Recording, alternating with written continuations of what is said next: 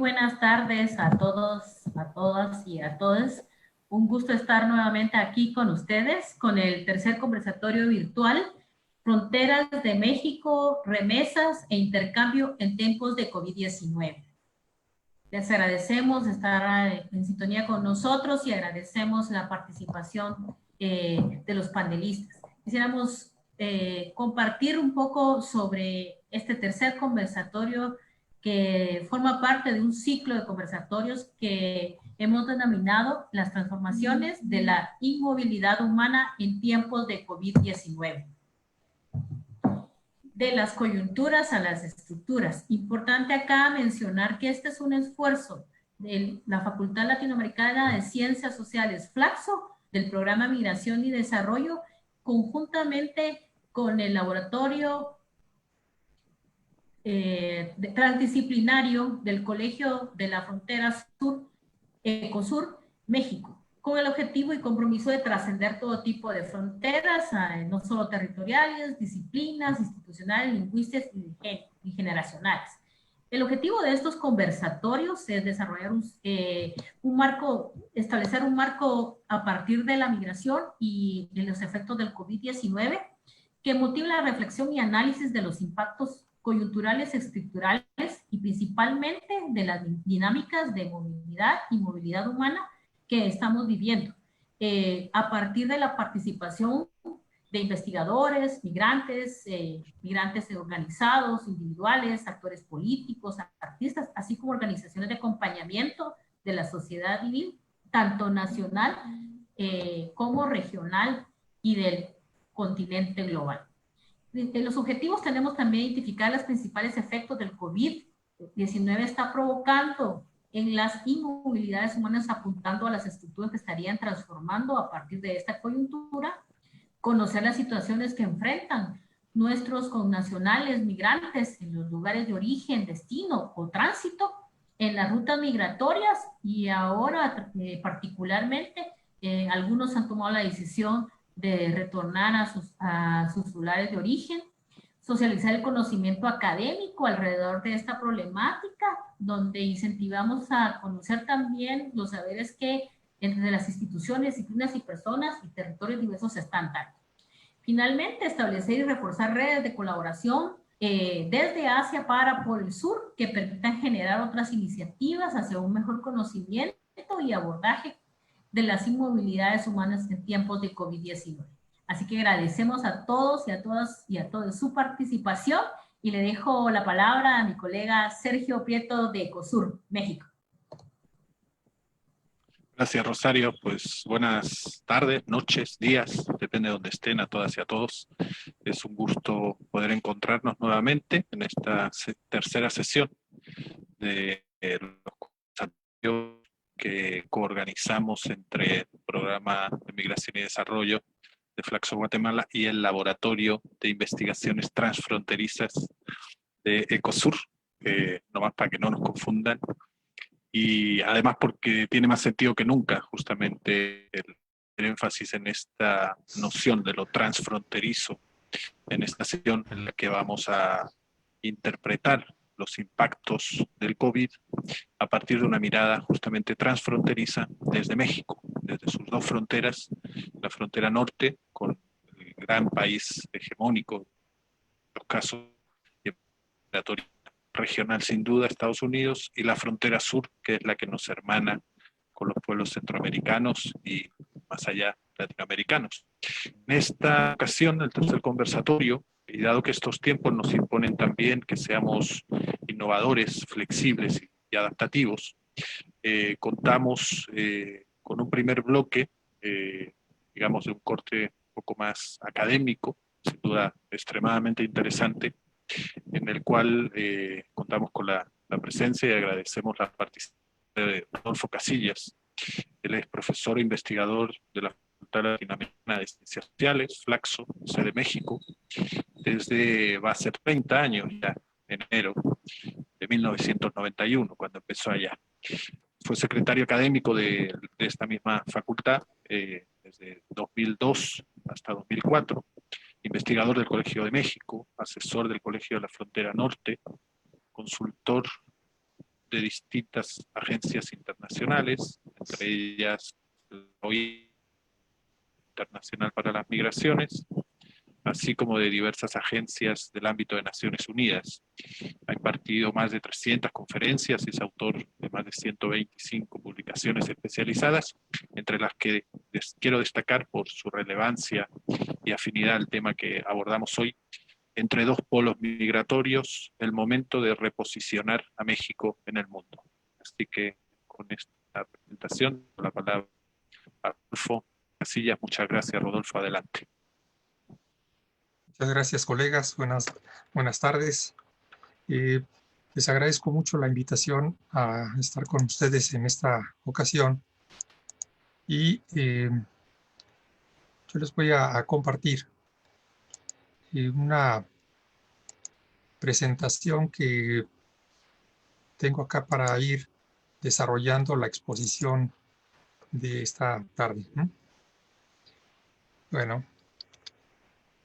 A ver. Bueno, yo les voy a hablar un poco de las fronteras, de las migraciones y de intereses nacionales, alguna reflexión en relación a los procesos que han estado ocurriendo y así como algunos desafíos que tenemos ya desde tiempos recientes, pero que se tornan mucho más agudos en las últimas fechas. Muchos de los que estamos en este tema de la migración hemos estado señalando desde hace tiempo la pertinencia de desarrollar un enfoque regional cuando hablamos de las migraciones que principalmente parten del norte centroamericano, Guatemala, Honduras, El Salvador, y que transitan por México para llegar a Estados Unidos.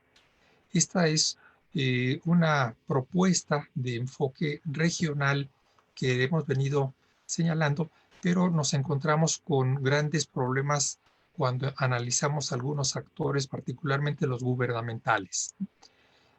No todos tienen la misma visión de las cosas.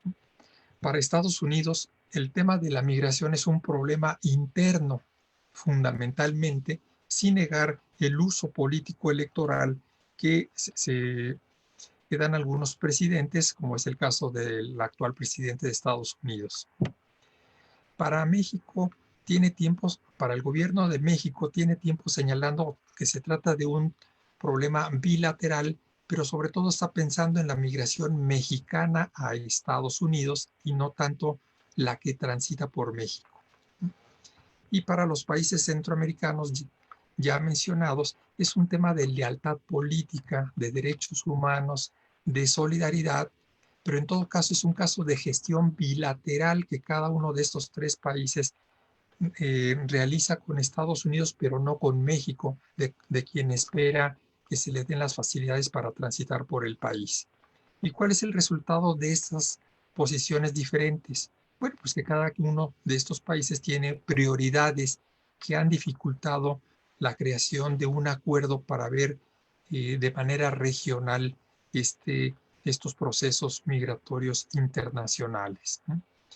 México, en particular, a lo largo del siglo XXI, ha desarrollado Estados Unidos ha desarrollado 5 grandes objetivos en materia migratoria para México y Centroamérica, que los tenemos ahí ahora en esta lámina. La seguridad regional, que es fundamental para Estados Unidos, el control fronterizo, la regulación de los flujos, los registros compartidos y algunas acciones conjuntas, no solo de índole de registros administrativos, sino sobre todo de contención y regulación migratoria. En parte, México se plantea otros objetivos en materia migratoria, pero fundamentalmente hacia Estados Unidos, que son los 6 que tenemos al frente en esta lámina, ¿no? Que tiene mucho que ver con la regulación de la población de México que ya está en Estados Unidos de manera regular o irregular. Y para cada uno de estos flujos distintos, México plantea una serie de objetivos diferentes. Cuando México o nosotros volteamos hacia el sur, hacia Centroamérica en particular, nosotros podemos observar que en esta lámina, cuál ha sido la trayectoria desde 1990 hasta el presente, aunque en la lámina esto lo estamos viendo hasta el 2007. Estamos viendo que en la parte baja de esta lámina vemos en color oscuro el comercio total de México con Estados Unidos. Como ven, es el porcentaje más alto, muy cercano al 80%, y en la parte superior de la lámina tenemos una zona, digamos, en color amarillo, que representa el resto del mundo. Y entre estos dos grandes segmentos tenemos una línea ligeramente oscura, que eso representa el total del comercio de México con Centroamérica, que viene siendo el 1.3. Esto sirve para decir que la relación de México con Centroamérica no pasa por la economía formal, pasa por otro tipo de relaciones como son las siguientes. Aquí tenemos en esta lámina los distintos flujos migratorios que transitan por la frontera sur de México.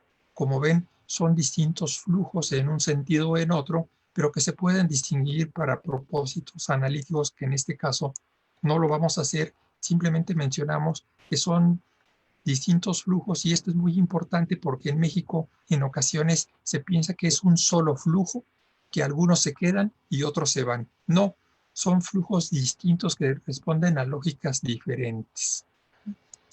En la frontera sur de México encontramos algunos problemas que son pues muy importantes para la seguridad pública en general, la seguridad humana de las personas, para la seguridad nacional del país, y estos de alguna manera están gravitando con distinto peso relativo en la atención que el gobierno de México y por supuesto también el de Estados Unidos presta a lo que ocurre en esta frontera sur de México.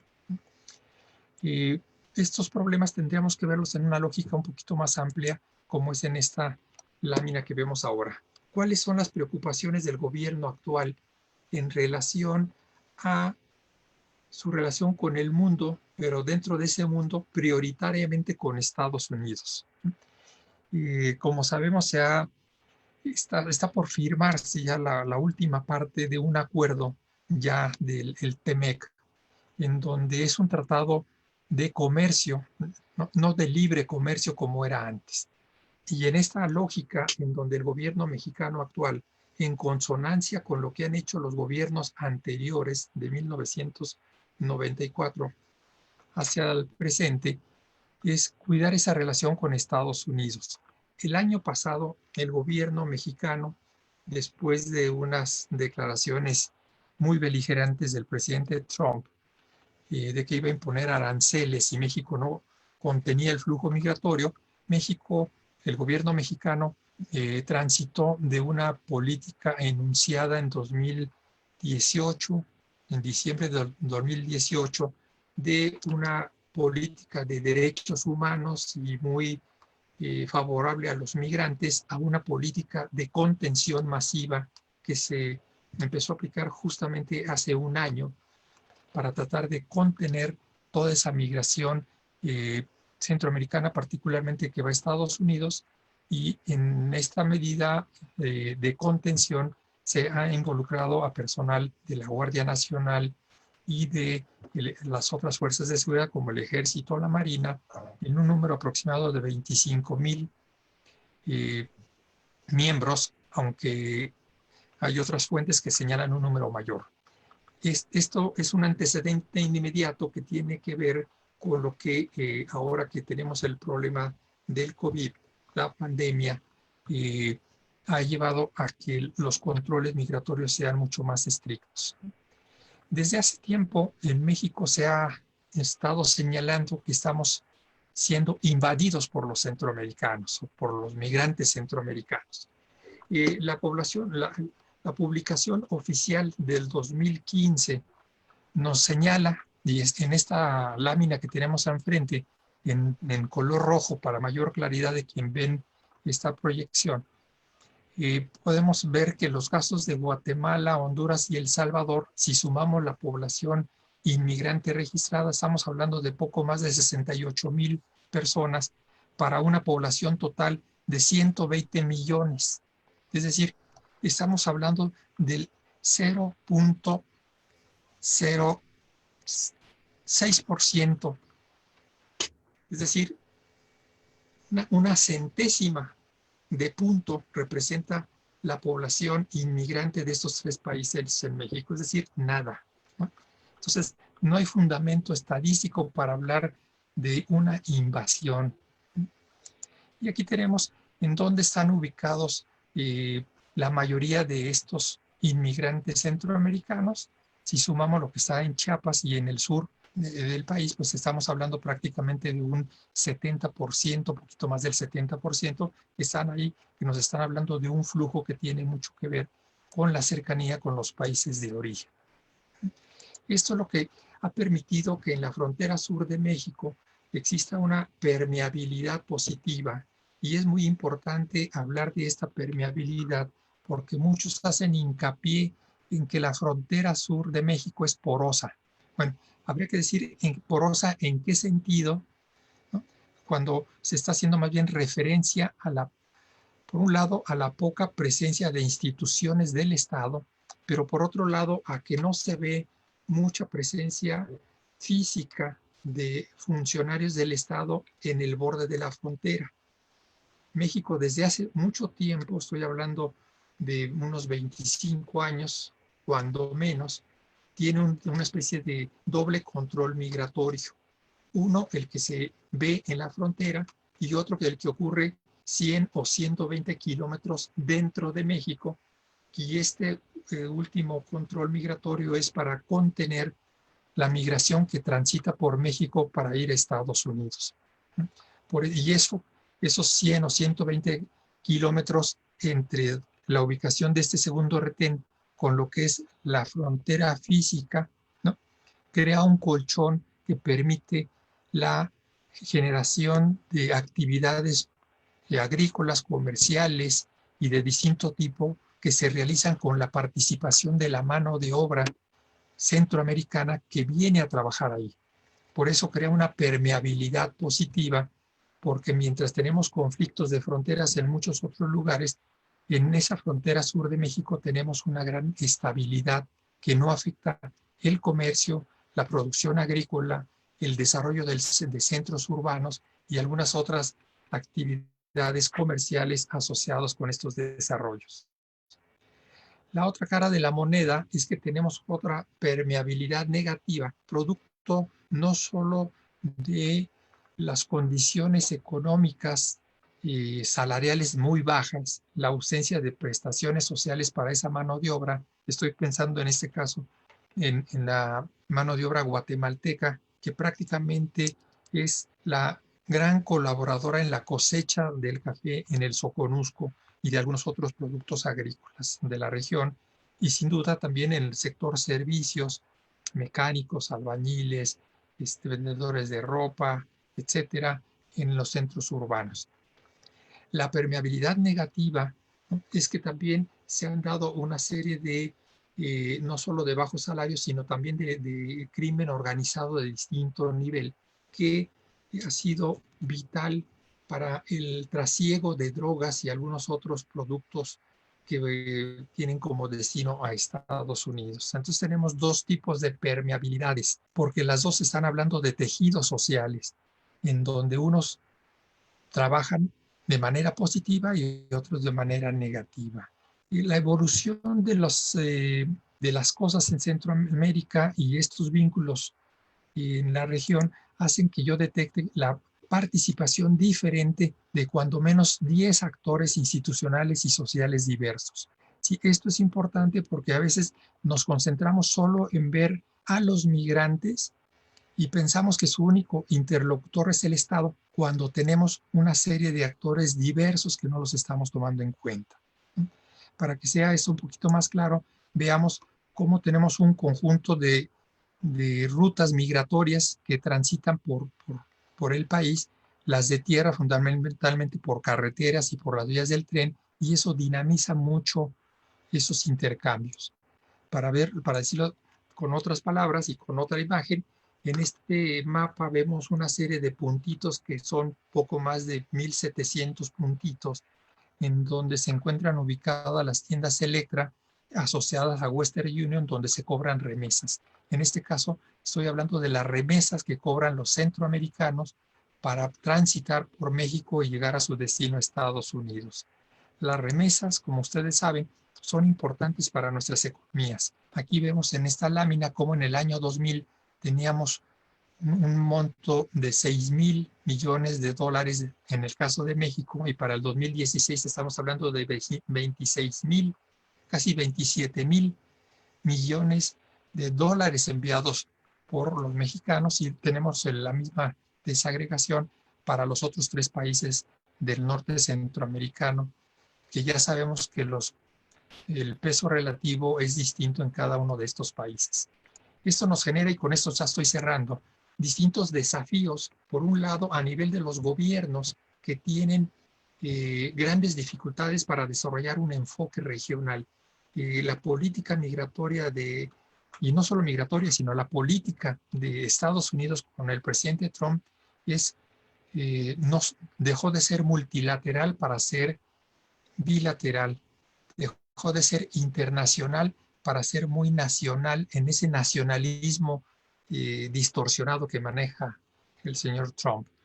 Por el lado de México, México ha estado haciendo históricamente, y en los últimos años lo ha hecho de una manera un poco más pronunciada, un mayor compromiso de vinculación en los temas de seguridad, comercio y migración con Estados Unidos, y los platos rotos, por así decirlo, lo pagan los flujos que vienen del sur, de Centroamérica, y la actuación de los gobiernos de Centroamérica pues han dejado mucho que desear. ¿Por qué? Porque ha sido una válvula de escape que baje la presión a las situaciones internas de la economía, de las insatisfacciones en la dotación de servicios como la salud, la educación, el empleo, buenos salarios. Y también tenemos un problema con las sociedades. En el caso de México, y estas son mis últimas palabras ya para cerrar, con la presencia de las caravanas en un primer momento, se dio una solidaridad, pero que ya no se ratificó esa solidaridad con las siguientes caravanas. Cuando llegan las políticas de contención migratoria, también se han exacerbado los pronunciamientos de intolerancia e incomprensión hacia los migrantes. Es decir, con esto cierro esta presentación muy apretada. El clima, tanto de los gobiernos como de las sociedades, no son del todo favorables a la presencia, el tránsito, la colaboración de la población mexicana con los migrantes centroamericanos. Ahí dejaría esta presentación inicial, y estaríamos pues dispuestos a que los colegas y las otras participaciones nos den oportunidad eventualmente de clarificar algunos puntos. Gracias por su atención. Muchísimas gracias, Rodolfo. En realidad es un contexto muy amplio y tiene muchos desafíos por delante. Quisiera pedirles a los participantes que puedan colocar en el chat sus preguntas. Al final de la participación de Óscar Chacón y de Aldo Ledón, vamos a tener un espacio para preguntas y respuestas. Dejo entonces al colega Sergio para que pueda compartir una semblanza de los dos panelistas que a continuación tendremos. Sí, pues muchas gracias, Rodolfo. La verdad que siempre es un reto poder ajustarse a estos tiempos escasos, más con unas temáticas tan complejas y diversas, pero bueno, nos ha quedado un panorama bastante claro, yo creo que compartido tanto por México como por Estados Unidos, seguramente por también los países centroamericanos que tienen dos fronteras en un mismo país y que arrojan dos realidades totalmente distintas sobre un fenómeno, un proceso histórico como la migración tan complejo y con tantas variantes. Además, bueno, pues el énfasis habitual y una de las variables centrales que viene siendo lo económico, tanto lo laboral como lo financiero, el tema de las remesas, sin duda, pero digamos, en el terreno se demuestra que hay otros tipos de intercambios y de relaciones transfronterizas, sociales, culturales, históricas, lingüísticas, que son bien importantes y que en muchos casos aclaran las paradojas de las políticas públicas. En ese sentido, en este segundo bloque, vamos a contar justamente con las visiones, las participaciones, las experiencias de dos reconocidos miembros de las organizaciones de la sociedad civil. Por un lado, Aldo Jorge Ledón Pereira, que es miembro de Voces Mesoamericanas, Acción con Pueblos Migrantes, ACE, y de la coordinación de la Mesa Transfronteriza de Migraciones y Género. Desde 2009, Aldo es defensor activo de las poblaciones migrantes en el sur de México y en la frontera con Guatemala. De su experiencia destaca la búsqueda de personas desaparecidas, el acompañamiento psicosocial, técnicas forenses para la búsqueda e identificación, activación y monitoreo de mecanismos gubernamentales para la defensa ante violaciones a derechos humanos y laborales. Y bueno, por otro lado, desde otra frontera, sobre una misma realidad, Óscar Chacón. Óscar es inmigrante procedente de El Salvador, es un reconocido líder en temas de justicia comunitaria durante más de 30 años, es vocero frecuente sobre temas económicos, sociales, políticos y culturales que afectan a las comunidades de inmigrantes latinoamericanos, incluyendo los nexos entre movilidad humana, desigualdad económica y justicia racial. Actualmente, Óscar se desempeña como director ejecutivo de Alianza Américas, que es una red de organizaciones latinoamericanas de migrantes con sede en Chicago, cuya misión es mejorar la calidad de vida de estas comunidades en los Estados Unidos. También ha ocupado cargos de liderazgo en organizaciones como Oxfam América, Centro Presente y la, disculpen mi inglés, Heartland Alliance for Human Needs and Human Rights.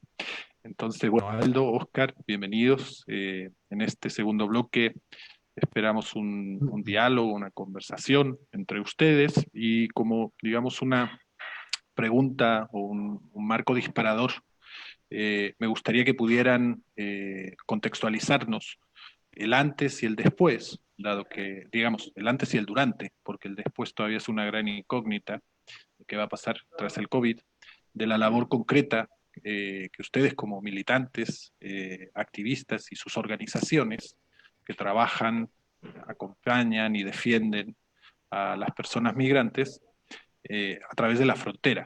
Entonces sería el impacto del COVID en su atención y el abordaje de lo fronterizo, entendiendo que esta noción incorpora intercambios y relaciones que van mucho más allá de lo económico.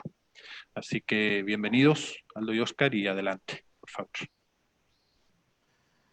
Muchas gracias, Sergio, compañeros, compañeras de Flaxo y Ecosur. Gracias por convocar a estos espacios y dar estos momentos en donde hay tanta complejidad, tanta nubosidad en cuanto a nuestras acciones y formas de entender el nuevo quehacer, no solamente en el retorno a una nueva o aparente normalidad, sino de cómo tendríamos que posicionarnos desde nuestras lógicas políticas, sociales e históricamente impactadas por, en el caso de las migraciones en esta región.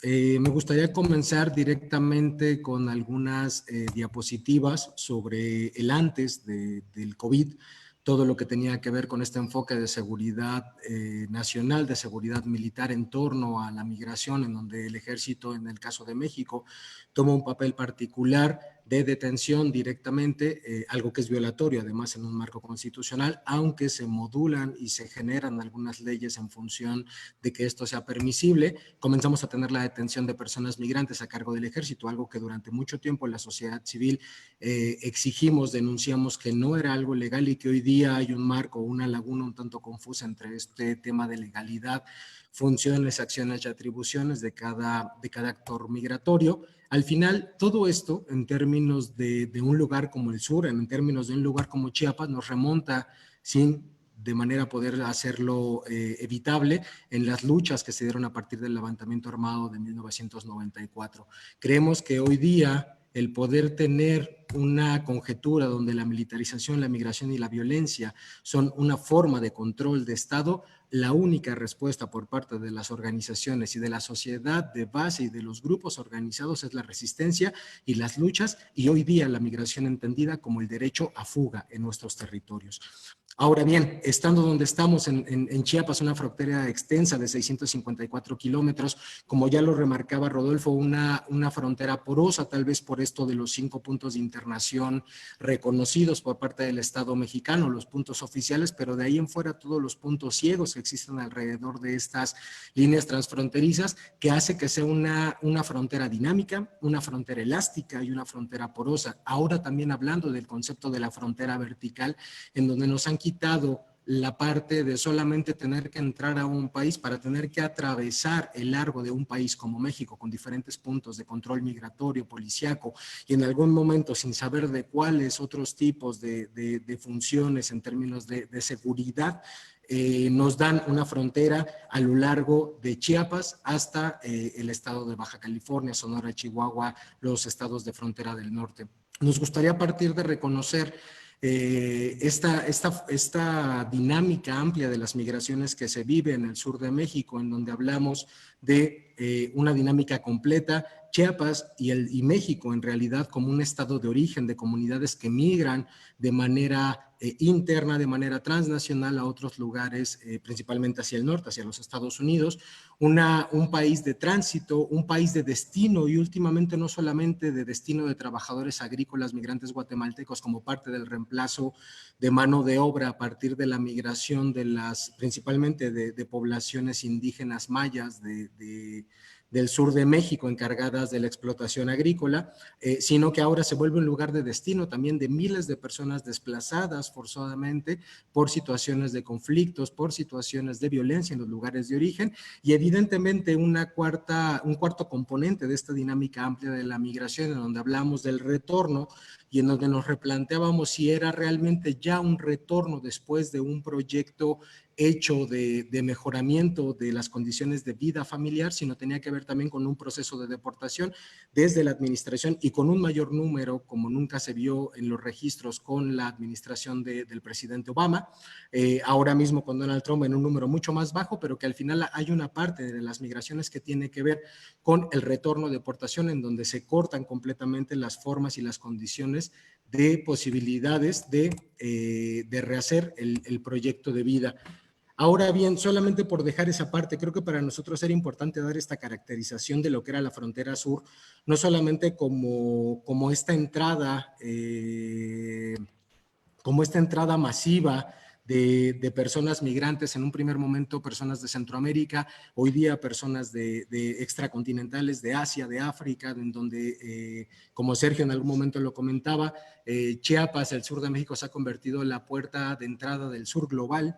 Y entonces desde ahí planteamos estas situaciones en donde ya había una pauperización de las condiciones de acceso a derechos de todas las poblaciones migrantes que comenzaron a encarecerse con la llegada de más población flotante alrededor de este lugar, pero que además algo que nos ha dejado de vista de manera directa ha sido la forma en la que las comunidades migrantes irregulares se han organizado en torno al derecho, a la exigencia de rehacer su proyecto de vida en un lugar nuevo. Creo que esto hoy día nos da a entender que hay una frontera que más allá de una imposición política, y más en el caso complejo de la división política Chiapas-Guatemala, en donde al final quedaron familias mames guatemaltecas, familias mames mexicanas, con las diversidades que esto puede tener, nos llevó a un entendimiento de que las propias comunidades entendían la frontera como un territorio amplio y no solo como una línea de división.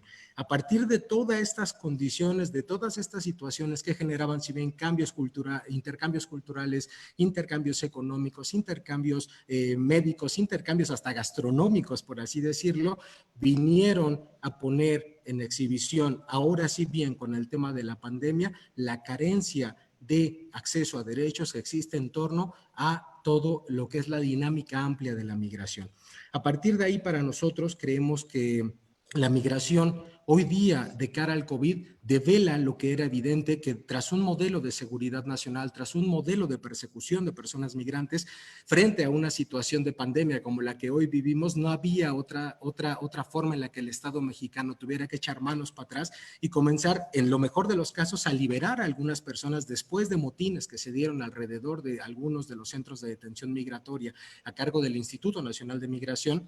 Por ejemplo, el caso de Tenosique, Tabasco, en el que fallece una persona guatemalteca, y otros tantos, como el que se dio en Hermosillo, Sonora, casi una frontera ya con los Estados Unidos, en el que comenzamos a ver el colapso entonces de este modelo de gestión migratoria a partir de la seguridad, la detención y la militarización de estos entornos. ¿Qué vemos hoy día? Vemos que las personas migrantes, a partir o a pesar, más bien dicho, de toda la situación que pueden vivir de violencia y de situaciones complicadas en términos de rehacer el proyecto de vida, están intentando hacerlo porque no tienen otra opción más que quedarse en este país, porque aún con todas estas condiciones ofrece aparentemente mayores oportunidades, por al menos, de mantener el derecho a la vida de otras situaciones que pudieran enfrentar en su país. Hoy día creemos que si bien las personas migrantes están con una, principalmente albergadas en albergues de la sociedad civil, de organizaciones religiosas, y que esto ha generado una carga dura, evidentemente, para todas estas personas migrantes, creemos que hoy día podemos entonces pensar, y esto es muy contrastante en términos de lo que nos convoca hoy día sobre las remesas, no solamente las remesas económicas, que podemos hablar que 2019 fueron cerca de 36,000 millones de dólares para México, hoy día van un poco más de 19,000 millones de dólares, que entonces nos hace ver que frente a pandemias, frente a situaciones de crisis, la economía no para y el aporte de las personas migrantes en lo económico es circunstancial para que este país se sostenga, este país, México, Guatemala, Honduras, El Salvador, de igual manera. Creo que hoy día entonces estamos frente a reconocer no solamente el aporte de los migrantes como salvadores de las economías y como lo hemos hablado en muchos otros espacios, sino también cómo estas remesas se han convertido en capital político que permite la organización, la exigencia y la reivindicación de derechos y la ocupación de espacios en otros lugares en donde antes las personas migrantes no habían tenido voz y voto. ¿Qué tenemos hoy día? Tal vez hoy día este escenario de catástrofe, este escenario de apartamiento nos va dejando la posibilidad de pensar que tendrán que construirse las políticas públicas, como siempre debió haber sido, desde la perspectiva migrante, con la participación de personas migrantes. Muchas gracias.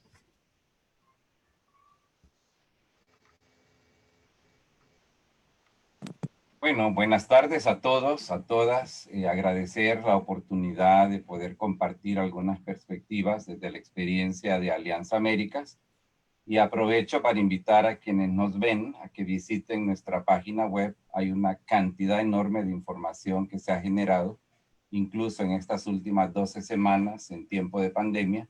Un boletín semanal que se publica, un boletín mensual, cantidad de mini videos, que repito, invito a quienes no ven a que se tomen el tiempo de visitarlo, ya que voy a tratar de ser disciplinado con el tiempo que me asignaron y no hablar más del tiempo que me tocaba. Quiero tomar como punto de partida lo que dijo Sergio, el antes y el durante, porque me parece que es súper importante ponerlo en contexto. Creo que es bastante conocido ya a nivel mundial que todo tipo de virus, incluyendo el COVID-19, son virus extremadamente mortales cuando logran alojarse, hospedarse en personas con condiciones preexistentes que les vuelven sumamente vulnerables. Eso médicamente está muy bien establecido. Pero yo quiero ocupar justamente esa condición médica para hablar de precisamente el antes, ¿verdad? De la llegada de la pandemia a Estados Unidos, porque es importante destacar que por más de 4 décadas, la población migrante latinoamericana, especialmente mexicana, centroamericana, ha estado literalmente bajo un asalto constante, incansable, por parte de fuerzas políticas motivadas por una agenda racista, nacionalista, blanca, que postula obviamente la idea de la supremacía, ¿verdad?, de la raza blanca por sobre las demás. Esta guerra a la que ha estado sujeta la comunidad es una guerra que francamente no ha tenido descanso independientemente de si quien llegó a la presidencia era un republicano o un demócrata. Y esta condición se traduce específicamente en una demonización constante del sujeto social migrante latinoamericano. Una deshumanización que ha tolerado que se cometan los abusos que se han venido cometiendo a lo largo, repito, de las últimas 4 décadas. Por eso es que cuando Barack Obama deportó más de 3 millones de personas, poca gente verdaderamente protestó, porque se trataba de un castigo a un sujeto social que ya había sido, como dije, demonizado, deshumanizado. Trump simplemente lleva esa guerra contra los migrantes a un ámbito mucho más intenso, mucho más vulgar, si se quiere, al grado de compararnos pues con todo tipo de cosas bajas. Este era el contexto, ¿verdad?, en el que estaba ya la comunidad migrante. Recordemos que esta administración, una de las primeras decisiones que toma es cancelar el programa DACA, que protege principalmente a jóvenes mexicanos. Ha cancelado también los programas de protección migratoria temporal conocidos como TPS. Y esto, repito, mucho antes de que llegara el momento de pandemia. ¿Qué ha pasado de principios de marzo hasta la actualidad? Bueno, hay que ponerlo en contexto, ¿verdad? Solamente en el ámbito de puestos de trabajo perdidos, se estima que en ese periodo de más o menos 10, 11 semanas, se han perdido cerca de 35 millones de puestos de trabajo. Claro, no estoy hablando de 35 millones de personas migrantes, sino en general. Pero recordemos que la fuerza laboral de los Estados Unidos, la fuerza activa, tiene una composición de aproximadamente 20% de personas extranjeras, personas latinoamericanas que vivimos en Estados Unidos. Esto quiere decir que la pérdida ha sido grave en el empleo de personas migrantes, y es importante también destacar, cuando vemos ya la imagen de quienes han sido las víctimas de COVID-19, también encontramos que hay una carga desproporcional en población de origen latinoamericano, incluyendo extranjeros, que han perecido precisamente por las condiciones preexistentes que también eran ya precarias. En segundo lugar, quiero destacar también que la población sin papeles, la población extranjera, cerca de 11, 12 millones de personas que se estiman son personas sin papeles en Estados Unidos, han estado llanamente excluidas, ¿verdad?, de todas las medidas de apoyo económico, de alivio económico que ha aprobado el gobierno de los Estados Unidos. Hay algún grado de alivio por parte de gobiernos estatales, como el caso de California, el caso de Nueva York, pero son en todo caso programas de asistencia mucho menores de los que se han gestionado desde el gobierno federal, que, insisto, han excluido de manera deliberada a personas sin papeles. Es más, excluyen también a personas que, teniendo documentos y siendo contribuyentes tributarios, personas que han llenado sus declaraciones de impuestos sobre la renta, si incluyeron a una persona migrante con un número de identificación tributaria y no con un número de seguro social, también son excluidos de los beneficios que ha aportado el gobierno federal hasta la fecha.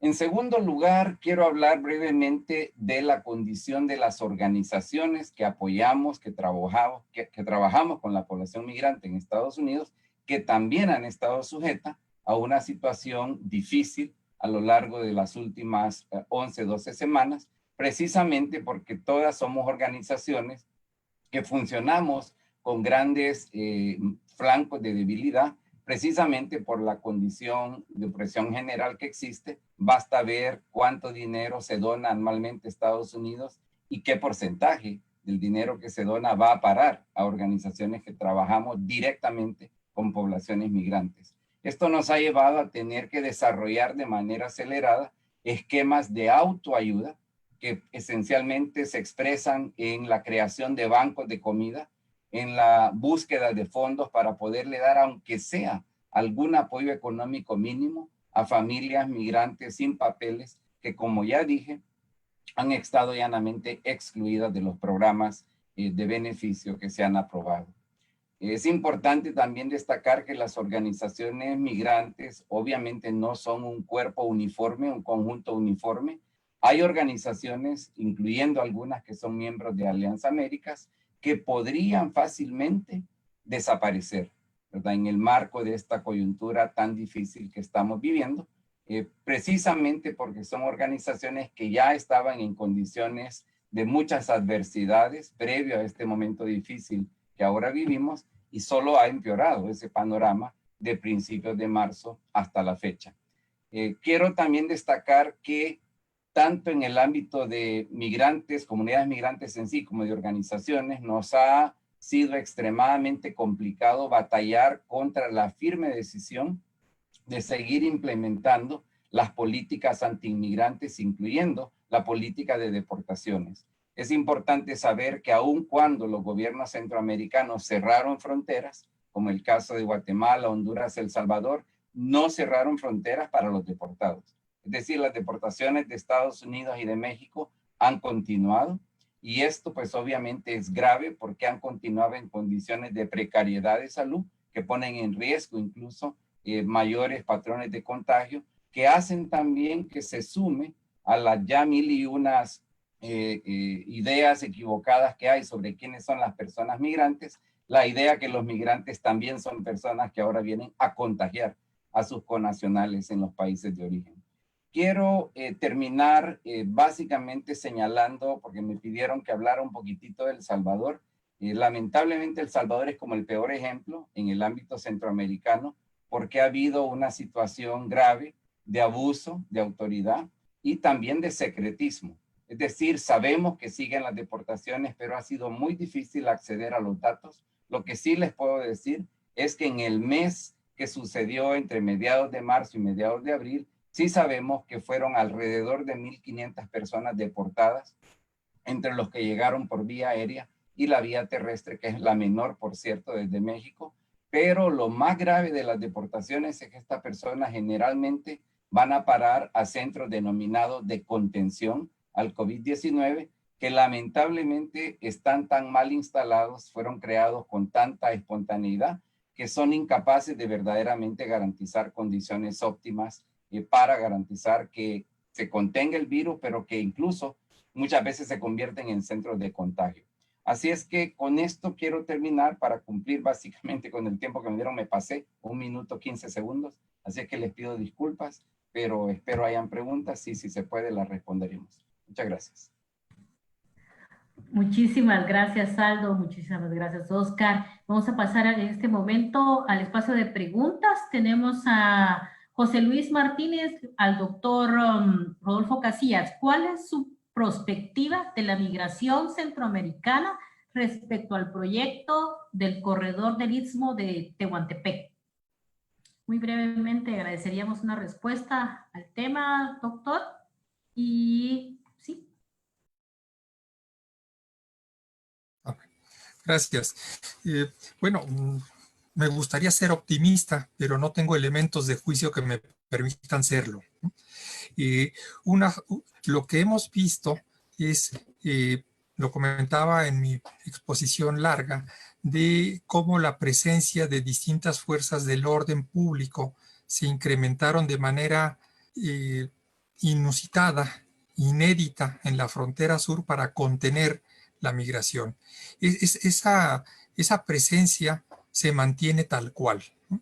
Y lo que tenemos, por otro lado, los grandes proyectos del gobierno federal siguen siendo anunciados que van a ocurrir. En el mejor de los casos, si llegasen a ocurrir, existe la remota posibilidad que una fracción menor de los migrantes centroamericanos que van al sur se puedan, digamos, canalizar a esas obras como mano de obra barata en todas esas labores de ir limpiando los terrenos y toda esa obra de construcción donde la mano de obra masiva es necesaria.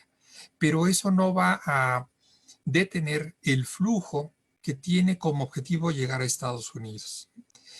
Entonces, mientras tenemos por un lado una política de contención a la migración que va a Estados Unidos y por otro lado la posibilidad de que una parte de ella se emplee en esas grandes obras de infraestructura en el sur, no se realicen, pues entonces el panorama desde ese punto de vista es muy crítico para los migrantes, y ahí es también muy importante la labor que desde la sociedad se pueda hacer, y también la invitación un poco que nos hacían ustedes, Rosario y Sergio, de ir viendo hacia el futuro. ¿Qué es lo que tenemos que hacer? Tenemos que cambiar, no solo renovar nuestra fortaleza e intención de hacer algo, sino también nuestra perspectiva analítica. Pero de eso me ocuparé más adelante.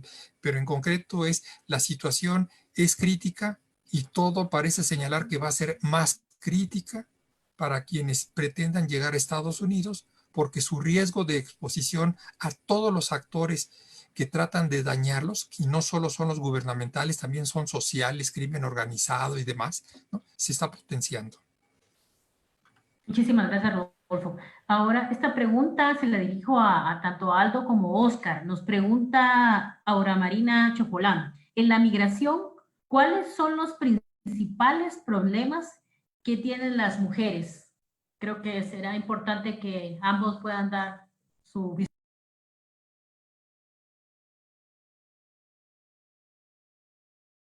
Dale, Aldo. Aldo. Tú primero. Perdón, tenía caído el micrófono. Sí, sin duda creo que Voces Mesoamericanas tiene poco más de 12 años de trabajo en las migraciones, y desde el inicio del momento en el que comenzamos a trabajar con personas migrantes, y aquí nos gustaría enfocar una cosa, no solamente con migración transnacional, sino con migración de origen, principalmente migrantes indígenas del estado de Chiapas hacia los Estados Unidos, encontrábamos que había una invisibilización completa de las voces de las mujeres y del papel que las mujeres tenían en torno a la migración.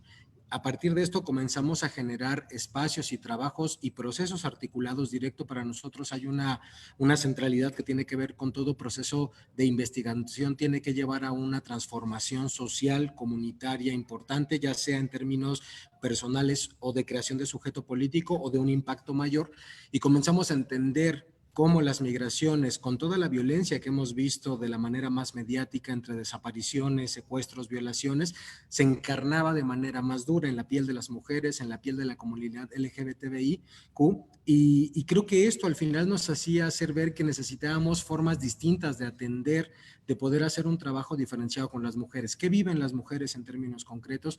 Viven no solamente en términos del tránsito, y lo podríamos partir por dinámicas desde el origen. Las mujeres que se quedan viven situaciones de discriminación por este cambio de roles obligatorio que hay en función de un contexto comunitario o hasta un entorno rural.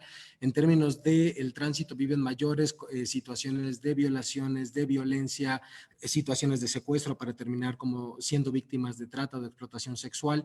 En términos del destino tienen salarios mal pagados, tienen una situación compleja, y hasta en el propio retorno, en las mujeres que han logrado construir una historia de vida, que han logrado generar insumos para llegar y reconstruir el proyecto de vida familiar, tienen una estigmatización directa muy dura por parte comunitaria. Entonces, el papel de las mujeres hoy día, creo que en las migraciones, y esto es importante hacer una diferenciación, no solamente hablar de las mujeres como migrantes, sino en un punto dado en la feminización de las migraciones, desde cómo las mujeres han ocupado lugares en la migración, que pueden ser desde las contrabandistas, desde las tratantes, desde el crimen organizado. Hay un papel importante en lo que va jugando la mujer en las migraciones. A lo que nosotros nos enfoca en población que vive en situación de vulnerabilidad es que evidentemente las mujeres, las niñas y los niños llevan la peor condición en términos de una migración irregular, y en muchos casos, hasta en los programas de visados temporales como los H2A, H2B hacia los Estados Unidos, viven situaciones iguales o peores de violencia y de violaciones a derechos.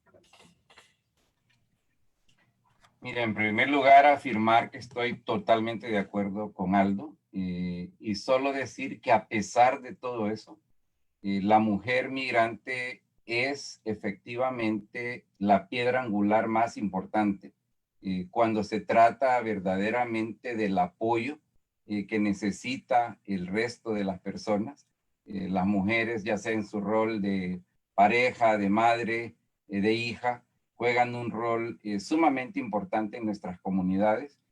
A mí me da mucho gusto ver cómo en muchas de las organizaciones miembros de Alianza Américas, las mujeres son precisamente las que ocupan roles de liderazgo.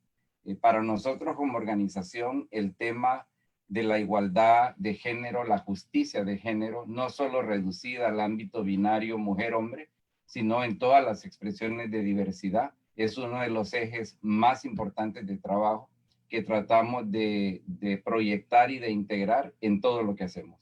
Y solo quiero resaltar que efectivamente en momentos de pandemia también la mujer ha tomado roles importantes de liderazgo. Uno de los grupos que se ha destacado en este contexto ha sido precisamente las personas migrantes que trabajan precisamente en roles que aquí se les considera esenciales. En nuestra opinión, todos los trabajadores son esenciales, pero es de destacar el número de mujeres que se desempeñan precisamente prestando servicios de salud, muchas veces sin que se les reconozca de ninguna manera el mérito y la igualdad que merecen. Solamente me gustaría complementar algo más, sabiendo que tenemos un poco más de tiempo. En el caso de la dinámica de la frontera sur, hay un sector muy amplio, muy fuertemente explotado en términos de la migración de la mujer, y muy poco hablado, que tiene que ver con todo el tema de las trabajadoras del hogar, principalmente hacia la región del Soconusco en Chiapas, en donde, y no solamente, también habría que hablar de esta diferenciación no solo de la migración transnacional, sino de la propia migración interna, por ejemplo, de comunidades indígenas, de municipios aledaños a las cabeceras municipales o de las propias cabeceras municipales, que llegan mujeres de pueblos indígenas a trabajar en servicios domésticos. Creo que es importante decir que hoy día, en términos de pandemia, estas mujeres han perdido el empleo, muchas de estas mujeres son cabezas de familia y son como estas otras voces de las que no se habla y de los impactos que de a poco, pero seguramente de una manera muy masiva nos irán dejando en términos de la pauperización de las condiciones de vida de la población migrante, migrantes internos, migrantes pendulares, que están viniendo y yendo a sus comunidades y que hoy día están enfrentando, al menos de lo que podemos atestiguar en el caso de San Cristóbal de las Casas, Chiapas, un gran número de mujeres que han perdido el empleo, así como un gran número de hombres y mujeres que han retornado de los estados del noroeste, Baja California, Sinaloa y Sonora, como los principales lugares de destino de producción agrícola en México y la mayoría de exportación hacia los Estados Unidos, que aparentemente en muchos de los casos perdieron los trabajos, pero hoy día están volviendo a regresar. Hoy día, cuando estamos en esta fase 3, la mayoría de estas personas migrantes, después de un mes y medio de pausa, por así decirlo, en sus actividades, se están reincorporando a las cadenas de producción, porque claro, la cadena de producción no puede parar, y al final algo que hemos encontrado en las comunidades es decir que el patrón nos dio un mes de descanso, pues no, así fue marcado, no marcado en las condiciones de lo que implica un término de seguridad y como lo que hoy día estamos enfrentando, y las personas migrantes nuevamente, como desde hace 40 años, como carne de cañón, sacando este sistema de producción adelante.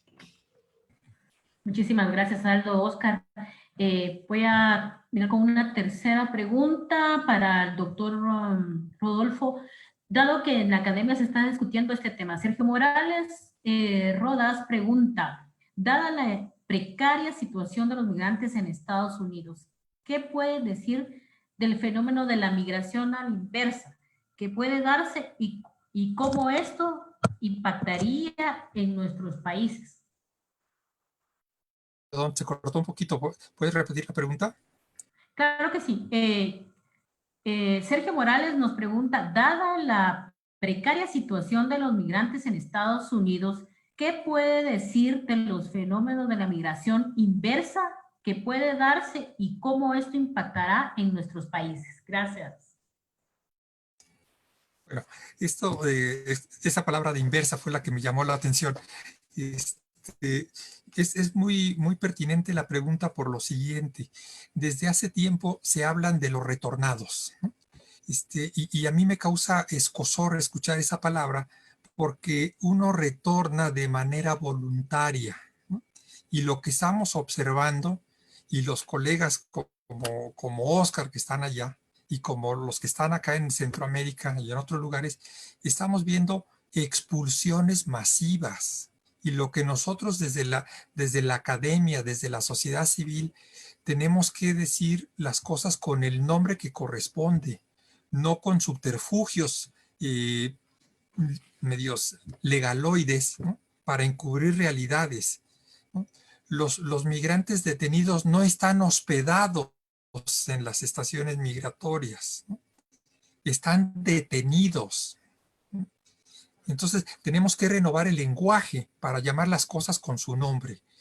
En ese sentido, yo lo que veo es, tenemos que diferenciar flujos de aquellos que son los menos que pretenden retornar voluntariamente, de los más que son los expulsados, y es más, tenemos algunos que son vueltos apátridas porque habiendo nacido en Estados Unidos de padres centroamericanos y nunca han estado en Centroamérica, un día los agarran en la calle y una semana después los sueltan en San Salvador.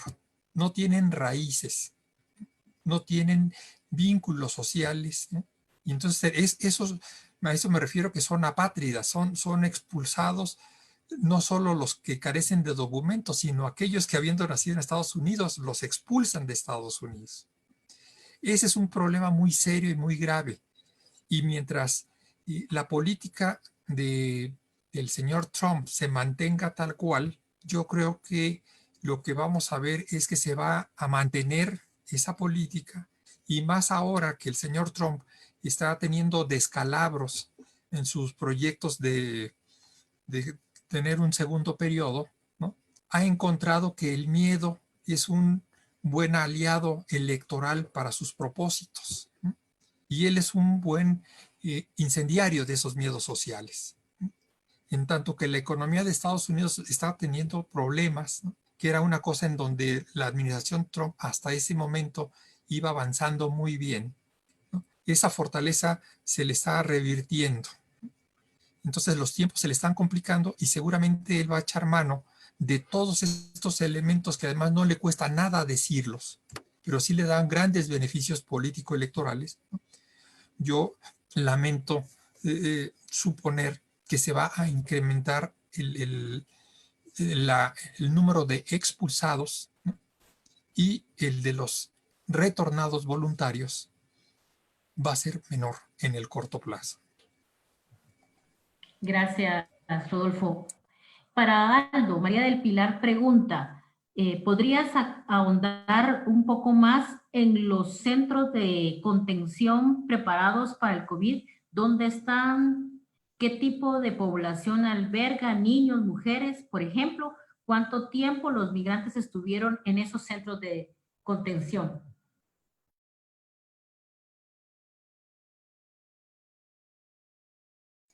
¿Es una Gracias. pregunta para quién? Para Aldo, ¿no? ¿No? ¿Para quién? Sí, para Aldo. Sí, gracias.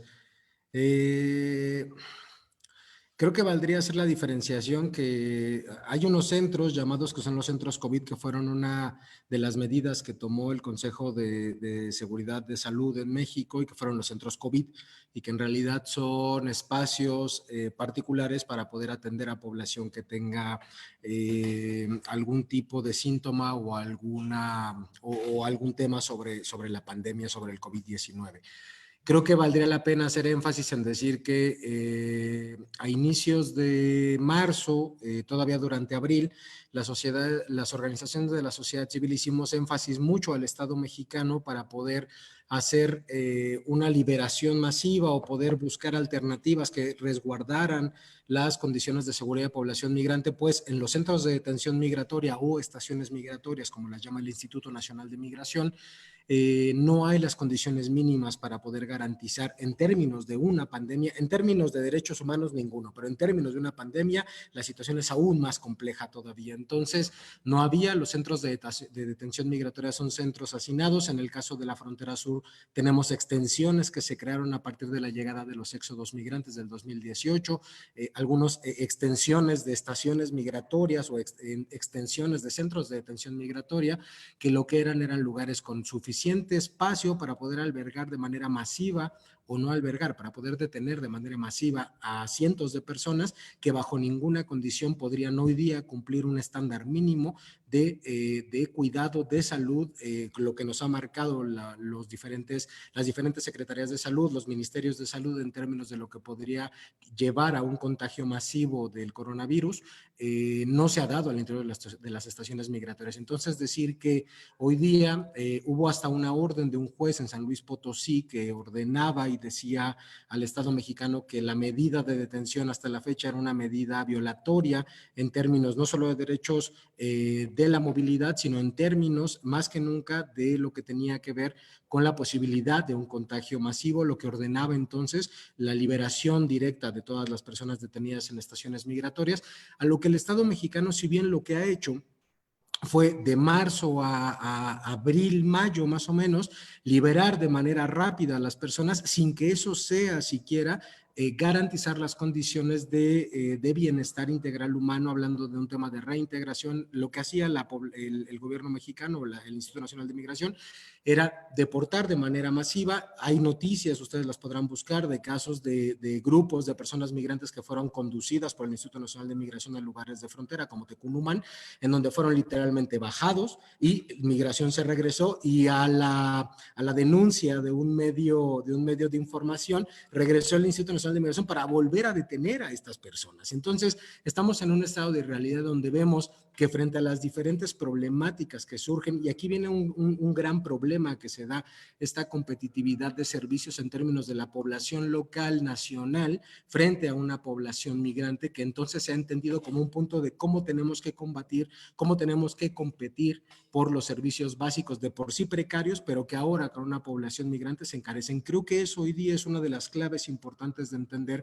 que el ejercicio de derechos no tendría que darse en términos de la pertenencia o no a una nacionalidad, sino por el solo hecho, como lo marca la Carta de los Derechos Humanos, de nacer como una persona, un ser humano, y tener garantía de acceso a esos derechos. Gracias, Aldo.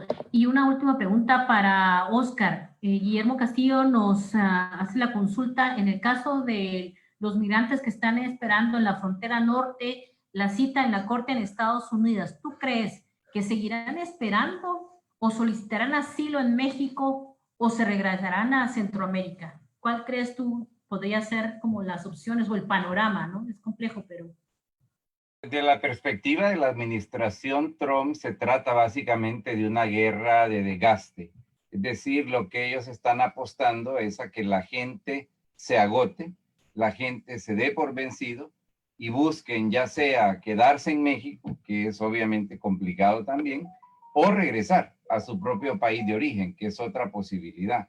Pero esta administración ha tenido absolutamente claro desde el primer día que una de sus más preciadas metas era ponerle fin al ingreso de más personas provenientes precisamente de México, de Centroamérica, tanto las que entran sin autorización como las que buscan protección humanitaria, e incluso buscan restringir la migración autorizada, creando una gama amplia de barreras que se traducen específicamente en que menos personas puedan asentarse en Estados Unidos, aun cuando sean familiares de ciudadanos estadounidenses o residentes permanentes.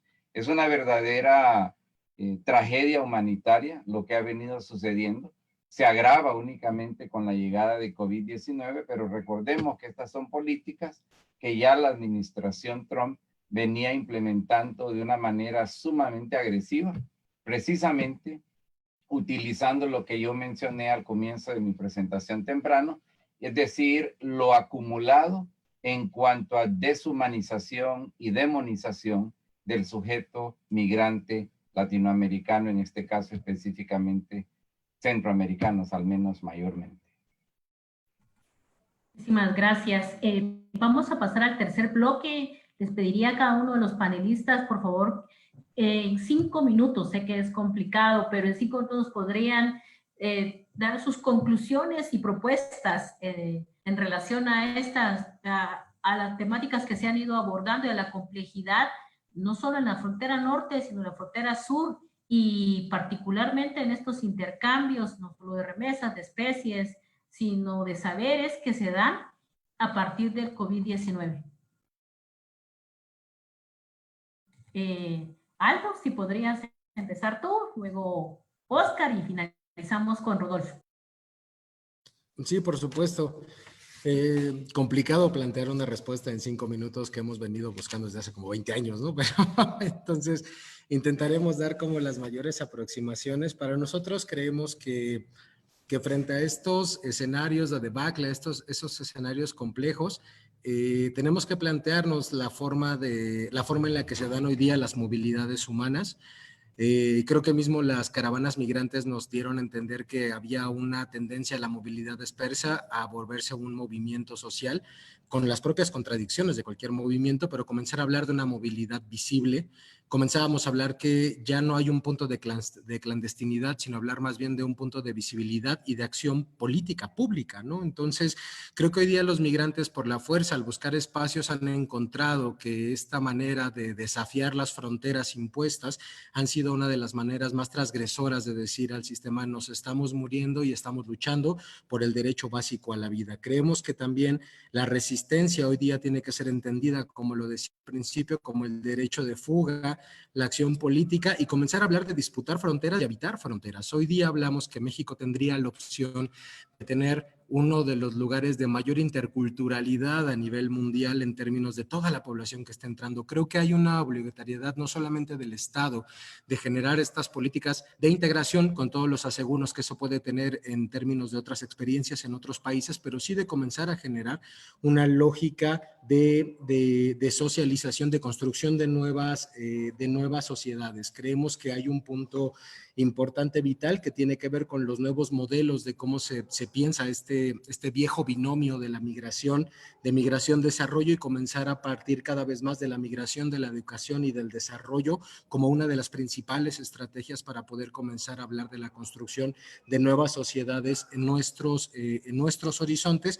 Y bueno, y principalmente creo que nos quedan algunos retos en términos de la sociedad civil organizada, de la sociedad civil de día a día y de a pie, y que son desafíos para nuestras sociedades, que tienen que ver cómo partimos de la hostilidad a la hospitalidad, de la explotación a los nuevos derechos laborales y de la integración subordinada a la integración liberadora. El poder ser quien eres, dependiendo de cualquier lugar que vengas, en el lugar nuevo en el que te instalas, con tu propia identidad. Quiere decir entonces reconocer esta multiidentidad o estas multiidentidades que la migración tiene y que la migración deja, como una riqueza y no como un punto de apartamiento. Creo que hoy día hay un papel vital de poder trabajar con la sociedad, y que hoy día, en tiempos del COVID, hoy día en tiempos de la pandemia, podemos tener que es el mejor momento para la reconfiguración de nuestro trabajo, y como sociedad civil para repensarnos de qué manera acompañamos y no a estos movimientos de base, en donde podemos de repente las organizaciones tomar un papel mucho más estelar, mucho más protagónico.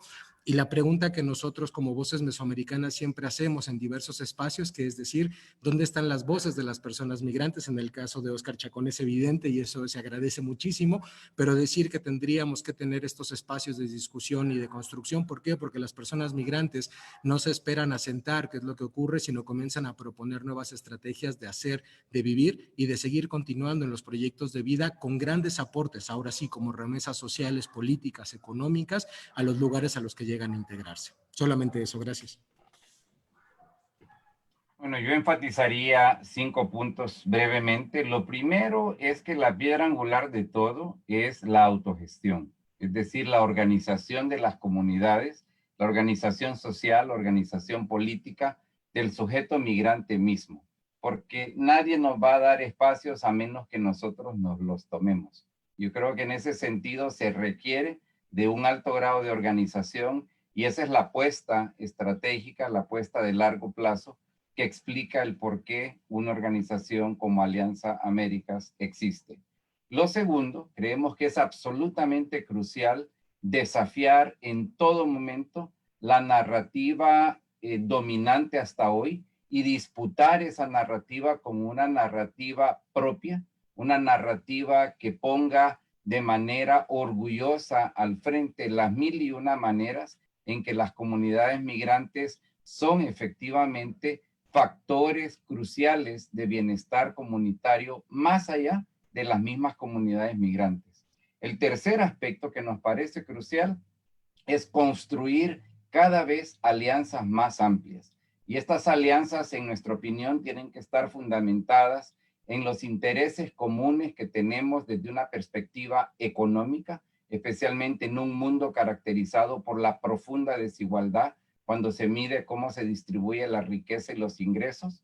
La alianza con aquellos con los que compartimos también una opresión desde la perspectiva de raza. Hay que recordar que Estados Unidos tiene una larguísima historia de racismo basada en la supremacía de la raza blanca. Todos aquellos que hemos sido víctimas de este sistema tenemos que trabajar juntos. Tenemos también que poner al centro el tema de la identidad de género, la justicia de género, como un factor clave de la construcción de estas alianzas.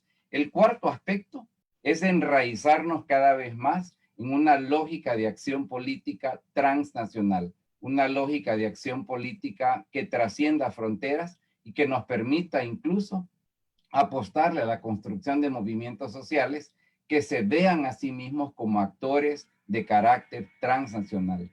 Y lo último, no dejar de insistir, aún en momentos como estos, en la importancia de cambiar tanto las reglas administrativas como la ley pública en sí, de manera que vaya cada vez más dirigiéndose a reconocer las 1001 virtudes que tiene el sujeto migrante. Gracias. Bueno, este conversatorio nos hablaba o nos invitaba a hacer una reflexión sobre el sur mundial. Quisiera retomar esa expresión simplemente para recordar que si nosotros nada más tomamos como referente los registros administrativos del Gobierno de México y en específico de la Policía Federal del 2007 al presente, señalan que dentro de los migrantes extranjeros que transitan por México, que fueron liberados por la policía después de haber sido secuestrados en México, en promedio estaban liberando a 10,000 por año. No es una cifra menor, pero de la cual casi no se habla. Y segundo, dentro del conjunto de nacionalidades involucradas ahí, los propios registros de la policía nos señalan 45 nacionalidades diferentes, ¿no? Si bien es cierto, en términos de volumen, tenemos más gente de Guatemala, Honduras y El Salvador, estamos hablando, si hablamos de 45, estamos hablando de prácticamente una cuarta parte de las naciones del mundo transitando por la frontera sur, al menos con base en esos registros. En ese sentido, ese llamado a analizar la frontera sur como parte del sur global, pues con estas cifras queda ampliamente demostrada la pertinencia de ampliar nuestro horizonte analítico. La segunda idea que yo quisiera compartirles es que nosotros tenemos que hacer una reflexión también sobre los vínculos que atan a los procesos migratorios dentro de prioridades políticas donde la economía y la seguridad nacional o la seguridad regional están poniendo su impronta no solo en la política de contención, sino también en las condiciones en que se trata a los migrantes con papeles o sin papeles. Ciertamente no todo el mundo nos vamos a meter a estudiar esto, pero yo creo que un segmento de la masa crítica de analistas debiéramos hacer un esfuerzo por esclarecer esos vínculos entre economía, seguridad regional y procesos migratorios.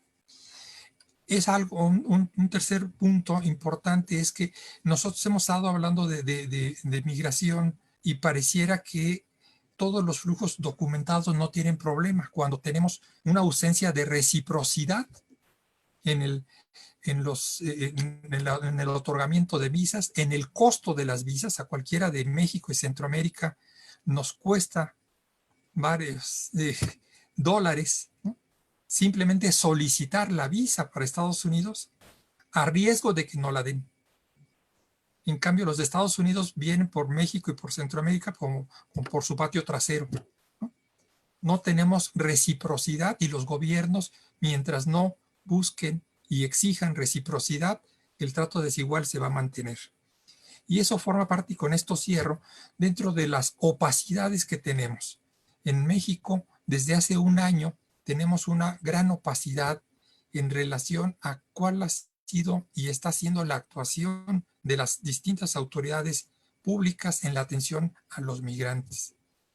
Durante un buen tiempo, Aldo le puede dar testimonio, no fue posible ingresar a las estaciones migratorias por razones de seguridad.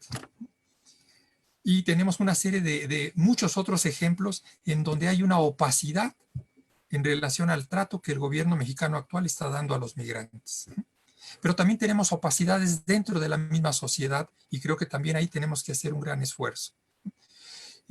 Yo invitaría a que estamos hablando de hombres, de mujeres, y Aldo mencionó un poquito de la pluralidad sexual.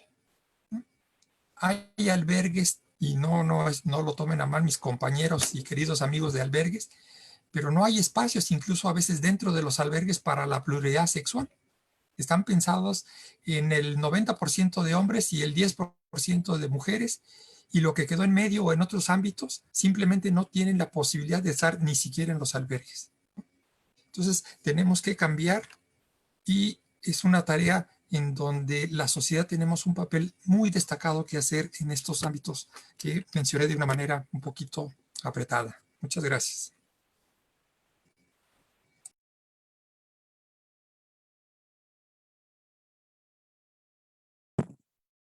Bien, pasamos al cierre. Muchísimas gracias. Bueno, de parte de Flaxo, pues agradecerles infinitamente su participación. Creo que, pues obviamente siempre nos queda corto el tiempo y muchos temas. Creo que esta visión de los conversatorios tiene también una idea de ir construyendo la posibilidad de alianzas y redes. Creo que eso es el gran reto también, ¿verdad? Que aparte de toda esta discusión, podamos ir construyendo estos espacios colaborativos entre academia, sociedad civil, organizaciones, migrantes, sobre todo la voz del migrante, que tiene mucho que decir. Quisiera cerrar en mi participación en este caso diciendo, una sociedad que depende de las remesas sin construir política pública local, nacional y regional, tiende a petrificar sus factores de riesgo. Y me quedaría ahí y le doy la palabra a mi colega Sergio para el cierre. Bueno, pues en primer lugar agradecer a Rodolfo, a Aldo y a Oscar por estar acá, a Rosario, a Eric y la gente de Flaxo Guatemala también por la coordinación. Y a mí me queda una sensación muy, muy hermosa, digo, a pesar de toda esta contingencia, a pesar de estos impactos apocalípticos del COVID. Y es justamente a partir de este conversatorio el que podamos entender la frontera como un espacio en transformación que va mucho más allá de las líneas administrativas y de la idea de que son espacios dados o espacios inamovibles. Creo que dentro de las fronteras, en plural, hay mucha diversidad, hay distintos alcances, hay zonas de contacto, a veces son de convivencia, a veces son de conflicto. Pero también destacar esta idea de la frontera sur de Estados Unidos, la frontera sur de México, la frontera sur del mundo global, la frontera sur. Justamente entender esa visión de lo fronterizo y del sur como un territorio epistemológico, como un territorio político y de resistencia o de alternativa frente a la anormalidad de esa antigua normalidad que está transformando el COVID. Entonces yo creo que justamente en estos espacios y a través de estos diálogos se hace necesario, más que nunca, siempre lo ha sido, la conjunción de los esfuerzos de la academia, de las organizaciones sociales y de la sociedad civil en su conjunto, con una mirada crítica, con una mirada propositiva, que permita que dejemos de ver el sur como una amenaza y luego empecemos a ver como una esperanza, retomando el lema de los pueblos zapatistas, donde otros mundos son posibles, y donde otros mundos puedan ser posibles. Entonces, gracias a todas y a todos, a la gente que nos siguió, a las preguntas. Yo creo que ahí Rosario puede comentarnos algo sobre qué va a pasar con las preguntas no resueltas. En fin, los espacios y los tiempos son siempre cortos, pero esto es una primera semillita y les agradezco a todos por su compañía y por su esfuerzo. Gracias. Sí, vamos a trasladar a los panelistas las preguntas que no fueron posible poder contestar en este espacio para que ustedes puedan tener la respuesta. Sé que quedaron muchísimas incógnitas y muchos temas que es necesario de ir ahondando, pero creo que el mensaje fue muy claro por cada uno de los panelistas y solo queda agradecer a todos y a todas su participación, invitarlos al próximo conversatorio dentro de 15 días. Y ahí justamente es la participación y la voz de los migrantes es la que vamos a resaltar. En breve estaremos difundiendo. Agradecemos a todos su participación y los esperamos dentro de 15 días. Rodolfo, Oscar, Aldo, muchísimas gracias por su disponibilidad, Gracias. su tiempo y sobre todo por estas reflexiones tan profundas, ¿no? Que nos hacen ver nuestra región, la región mesoamericana, como una sola, donde todos confluimos y donde todos los intereses son comunes y que debemos de luchar. Muchísimas gracias. Buenas noches a todos. Buenas noches. Gracias. Gracias.